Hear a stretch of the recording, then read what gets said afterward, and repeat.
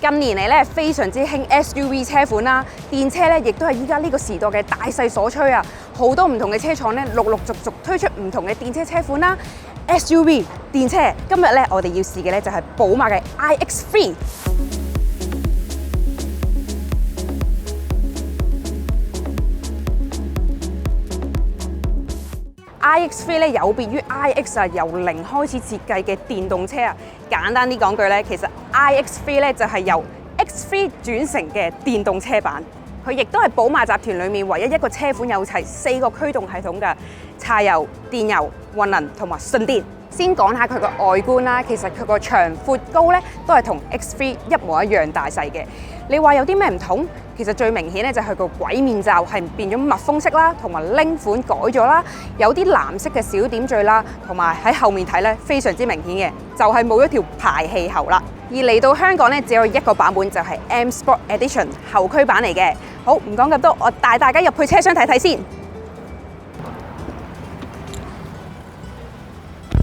好，入到嚟車廂啦，第一個感覺俾我就係同 X3 咧係幾乎係一模一樣咁滯。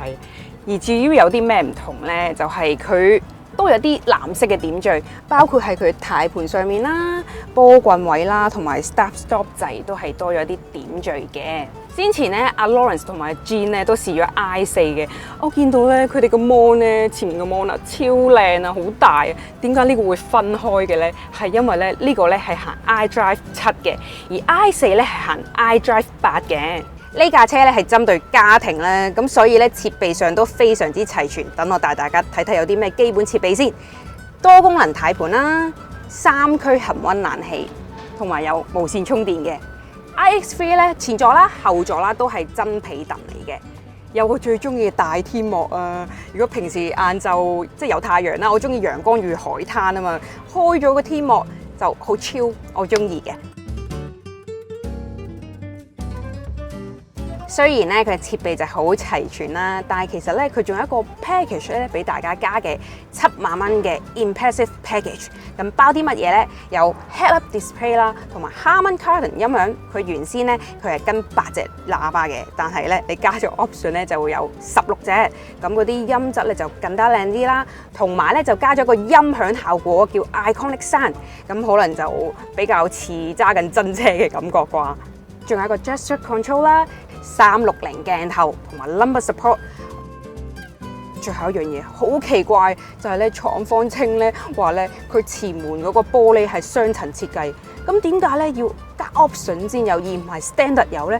超奇怪咯，我真係諗唔明。好，我哋去後座睇睇先。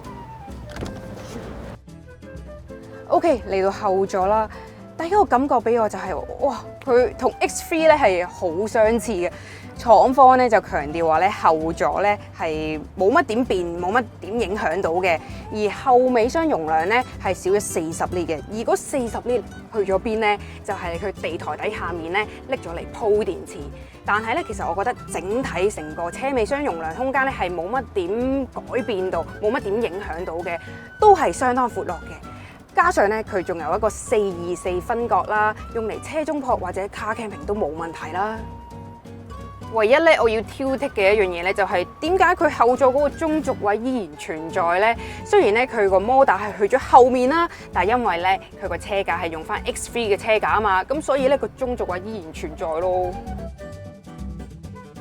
呢部車嘅電池容量咧係73.8個 kWh 啦，唔好咧以為佢同 i4 用同一款電啦 ，i4 咧係用 Samsung 嘅，呢款咧係用寧德時代㗎。而至於咧佢個充電位置咧就喺傳統嘅油缸蓋位啊，得單邊咋，唔係雙邊啊。咁咧佢係支援咧 AC 慢叉啦，同埋 DC 嘅快叉嘅。如果 AC 嘅話咧，11個 kW 咧，大概於7個半鐘咧就充滿啦。如果係 DC 快叉咧，佢最大可以食150個 kW 啊，你大概於32分鐘咧就充滿80%啦。好，唔講咁多，我哋試車先。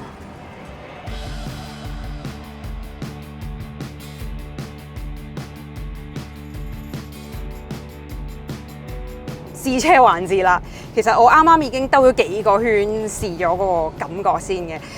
嗱，我講講我感受先啦。其實我本身咧係比較中意揸啲輕巧啲，同埋即係冇咁大架嘅車㗎。我唔係好中意大架嘅車，因為成日都覺得大架嘅車咧，感覺係好笨重啦，唔夠輕巧啦。嗱，呢架 iX3 咧輕巧，佢一定絕對稱唔上輕巧啦，但係又唔會話好笨重喎。加上呢架車咧係低重心嘅車啦，我唔覺得自己係揸緊架高新車，似揸緊一架普通嘅私家車多啲嘅。同埋佢轉向感覺咧就比較沉穩啲嘅，好似以我女仔揸咧，我就覺得即係佢俾到好大嘅信心我，就算依家係落雨天啊，我都唔會覺得怯啊。其實我啱啱咧都揸過啲幾燉嘅路嘅，但係咧就唔會覺得好大嘅波動感喎，因為咧 iX3 咧係設有呢個電子避震系統啦，喺唔同嘅行車模式度咧，佢會自動幫你調節翻個硬度嘅，你想硬啲又得，冇咁硬又得。我覺得揸落去咧都算舒服嘅。力量方面咧，佢就286匹啦，扭力咧就係400個牛頓米嘅。我覺得個力量係足稱嘅，俾到個加速感我啦，同埋咧我真係揸得快，開 Sport Mode 咧真係有推背感嘅。另外咧0至100咧就係6.8秒。快咧，其實佢又唔稱得上話真係好快嘅，但係我好相信啦，買得呢架車嘅準買家啦，佢都唔係追求嗰個速度感啦，而係買佢嗰個舒適度啦，同埋裡面嘅 option 設備等等嘅，咁總有佢嘅市場㗎嘛。iX3 咧佢WLTP 計算咧，佢就係460公里，都算係一個幾長嘅續航距離嚟㗎。我呢啲住得比較遠嘅人嚟講咧，我覺得佢個公里里數長咧係非常之重要，因為可能點到點嘅時候啦，可能用咗好多公里啊，我又唔需要擔心邊度叉電啊，解決咗我嘅擔憂先啦。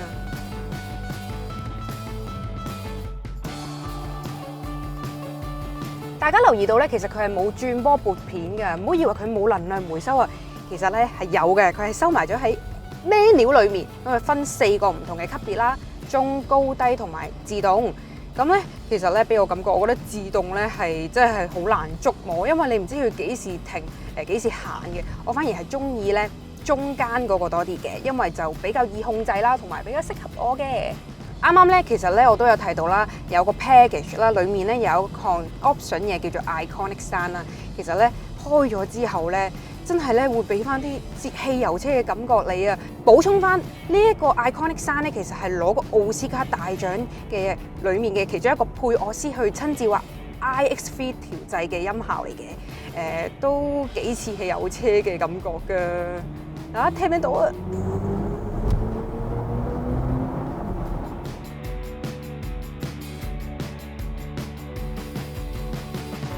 講咗咁耐啦，仲未講佢售價喎。以1換1嘅價格咧，佢係48萬找100嘅，其實咧仲平過 X3啊 ！X3 係50幾萬㗎，出車價 iX3 係真係抵嘅。大家都好關心嘅話題啊，就係佢個產地啦，佢係 MIC 嘅中國瀋陽製造嘅，全線寶馬嘅 iX3 都係。咁其實依家大家用緊嘅生果手機啦、Tesla 啦同埋 Polestar都係中國製造嘅，亦都係一個改變唔到嘅事實嚟嘅。咁但係雖然係中國製造，但係佢用料上面我又覺得暫時未揾到，即係我未揾到我覺得要叉雞嘅地方啦。話時話佢中國製造，咁銷售量咧又會唔會有所影響呢？但咧聽聞咧反應又唔錯喎，暫時約莫有500張訂單添啊！咁我今日咧都揸咗成日啦，佢俾我嘅駕駛感的確係良好嘅，但佢始終咧都係用翻汽油車車架轉變為依家嘅電車版本啊，咁咧我就覺得係稍為欠缺咗少少新鮮感咯。不過咧佢今年7月咧陸續交得車啦，依家訂車嘅話咧9月攞得添啦，都認真夠快喎。今日嘅試車環節咧就到呢度啦，容許我完之前咧買埋廣告先。如果仲未 COS 我哋嘅話，快啲 COS 啦！我哋下次再見啦，拜拜。